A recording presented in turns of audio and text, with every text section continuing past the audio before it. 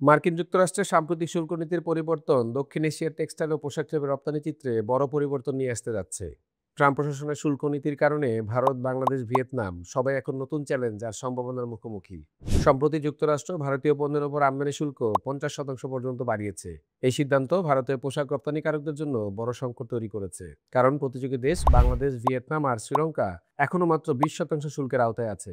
এতে যুক্তরাষ্ট্রের বাজারে ভারতের রপ্তানি শিল্পের প্রতিযোগিতা মারাত্মকভাবে ক্ষতিগ্রস্ত হতে যাচ্ছে। গ্লোবাল ট্রেড রিসার্চ ইনিশিয়েটিভের মতে 2025 থেকে 26 অর্থ বছরের শেষে যুক্তরাষ্ট্রে ভারতের রপ্তানি 43% কমে 49.6 বিলিয়ন ডলারে ঠেকতে পারে, যা বিগত অর্থ বছরে ছিল 86.5 বিলিয়ন মার্কিন ডলার। প্রায় সবকটি সেক্টরের মতোই ভারতের টেক্সটাইল ও পোশাক রপ্তানিকারকরা আশঙ্কা করছেন মার্কিন বাজারে তাদের শেয়ার দ্রুত কমে যেতে পারে। প্রসঙ্গত, 2024 সালে যুক্তরাষ্ট্র প্রায় 107.72 বিলিয়ন ডলার মূল্যের বস্ত্র আমদানি করেছে। এর মধ্যে তৈরি পোশাকের পরিমাণ ছিল প্রায় 80 বিলিয়ন ডলার। চীনের অবদান ছিল 21%, ভিয়েতনাম 19, বাংলাদেশ 9, ভারত 6 আর শ্রীলঙ্কা 3%। অর্থাৎ ভারত এখনও মার্কিন বাজারে চতুর্থ বৃহত্তম পোশাক রপ্তানিকারী। কিন্তু নতুন শুল্কের ফলে সেই অবস্থান ঝুঁকির মুখে।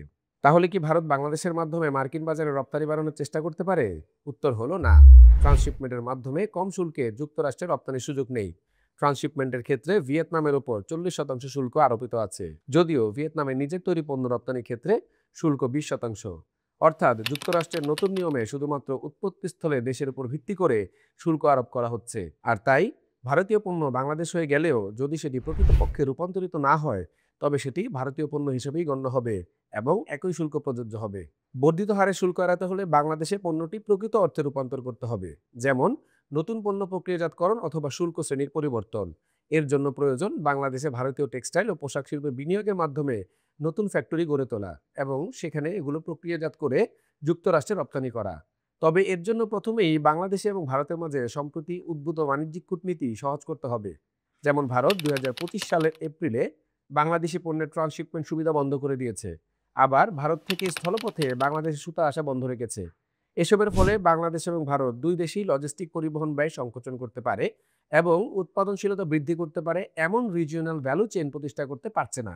অথচ এটি করতে পারলে দ্রুততর উপায়ে অন্য বাজার যেমন ইউরোপ, আফ্রিকা, মধ্যপ্রাচ্যে ভারত ও বাংলাদেশ একসাথে টেক্সটাইল ও পোশাক রপ্তানি বৃদ্ধি দৃশ্যমান করতে সক্ষম হতো। দুই দেশের মাঝে বাণিজ্যের ক্ষেত্রে এ ধরনের নতুন বাধা সৃষ্টির কারণে ঢাকা থেকে বিমান পরিবহন খরচও বেড়েছে।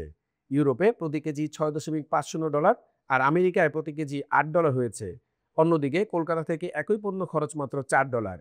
এর ফলে ইউরোপ ও আমেরিকায় বাংলাদেশে প্রায় $462 মিলিয়ন মূল্যের রপ্তানি ব্যাহত হয়।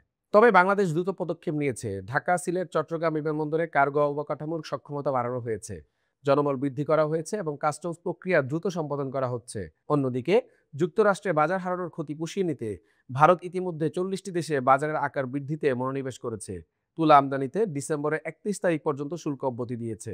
নিজের দেশের জিএসটি রিস্ট্রাকচারিং করেছে। তবে যুক্তরাষ্ট্রে 20% শুল্কে বাংলাদেশি পোশাক রপ্তানি এখন পর্যন্ত সেখানে বাংলাদেশকে এগিয়ে রাখছে। তাই ভারতের টেক্সটাইল ও পোশাক শিল্পের মালিকদের কাছে বড় সুযোগ হলো জিওগ্রাফিক্যাল প্রক্সিমিটিতে থাকা বাংলাদেশে দ্রুততার সাথে বিনিয়োগ করে একটা অংশ মার্কিন কাঁচামাল ব্যবহার করে কিছুটা ভারত থেকে এনে কিছুটা বাংলাদেশ থেকে নিয়ে এখানে তৈরি পোশাক প্রক্রিয়াজাত করা। অতএব ভারতের জন্য নতুন মার্কিন শুল্ক বড় ধাক্কা হলেও বাংলাদেশ এখন সামনে দেখছে এক নতুন সুযোগ।